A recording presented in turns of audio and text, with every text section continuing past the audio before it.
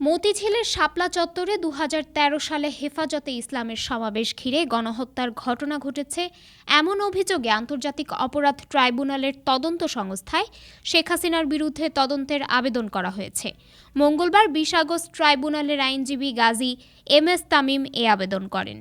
আবেদনে বলা হয়েছে, তৎকালীন প্রধানমন্ত্রী শেখ হাসিনা, কয়েকজন মন্ত্রী, এমপি, পুলিশের প্রধান, র্যাবের প্রধান, ডিএমপি প্রধান সহ ১৯ জনের যোগসাজশে এই গণহত্যা সংঘটিত হয়েছে। এ পর্যন্ত শেখ হাসিনা সহ আওয়ামী লীগ নেতাদের বিরুদ্ধে গণহত্যার অভিযোগে আন্তর্জাতিক অপরাধ ট্রাইব্যুনালের তদন্ত সংস্থায় ৩টি মামলা দায়ের করা হয়েছে। এছাড়া দেশের বিভিন্ন স্থানে শেখ হাসিনা ও আওয়ামী লীগ নেতাদের বিরুদ্ধে হত্যা মামলা দায়ের করা হয়েছে।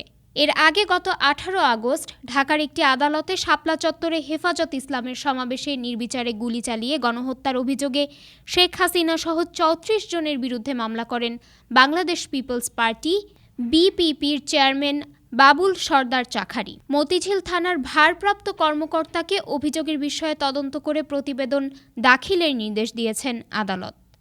ডেস্ক রিপোর্ট, আজ বার্তা, ঢাকা।